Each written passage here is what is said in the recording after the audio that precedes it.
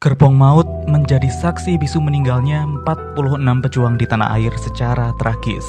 Karena sekitar 75 tahun yang lalu, atau tepatnya pada tanggal 23 November 1947, puluhan orang ditaruh di sebuah gerbong kereta dan kemudian tewas karena kehausan, kelaparan, kepanasan hingga kesulitan bernafas. Mereka yang ada di dalam gerbong tersebut adalah para pejuang Republik Indonesia yang ditangkap oleh Belanda. Peristiwa tersebut berawal ketika pasukan Belanda berhasil menduduki Bondowoso pada tanggal 22 Februari 1947. Belanda melakukan penangkapan besar-besaran terhadap rakyat yang dianggap secara aktif melakukan perlawanan, sehingga mengakibatkan penjara Bondowoso penuh dengan para tahanan. Menanggapi hal tersebut, pihak Belanda kemudian memindahkan para tahanan dari penjara Bondowoso ke penjara Surabaya dengan menggunakan gerbong kereta barang yang atapnya terbuat dari plat besi dan hampir tidak berventilasi.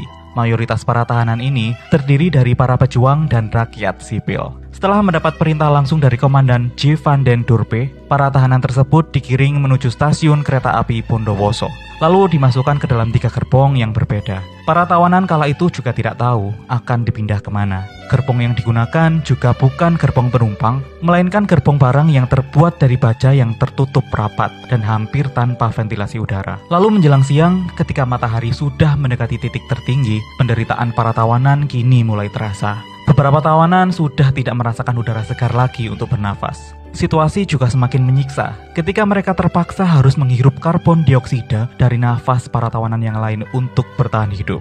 Udara dan suhu yang panas juga telah mendekati puncaknya. Korban mulai berjatuhan ketika kereta baru memasuki stasiun Kalisat pada pukul 11 siang.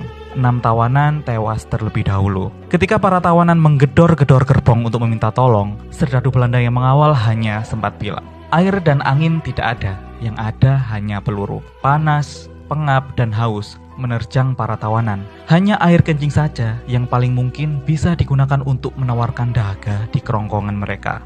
Mereka juga mulai menjerit-jerit. Suara mereka bahkan sudah parau. Lengking kematian mulai terdengar dari teriakan mereka. Mereka juga berteriak bahwa sudah ada 30 tawanan yang tewas. Namun para serdadu Belanda tidak peduli. Bahkan salah satu dari serdadu Belanda juga sempat bilang, "Biar mati saja semua, saya lebih senang daripada ada yang masih hidup." Kemudian setelah sekitar 15 jam tersiksa dalam gerbong maut itu, mereka pun tiba di stasiun terakhir, yaitu stasiun Wonokromo. Semua tahanan di gerbong ketiga tidak ada satupun yang hidup. Total korban yang tewas kini telah mencapai 46 orang. Di antara mereka yang masih hidup, 12 orang diantaranya sakit parah. 30 lemas tak berdaya dan hanya 12 orang yang dianggap cukup sehat. Mereka yang tewas jenazahnya dijajarkan di emplasemen stasiun Wonokromo. Namun sayangnya tidak pernah diketahui di mana letak makam mereka. Apakah dikubur atau dilarung di Kanal Jagir? Hingga saat ini, hal ini masih menjadi misteri.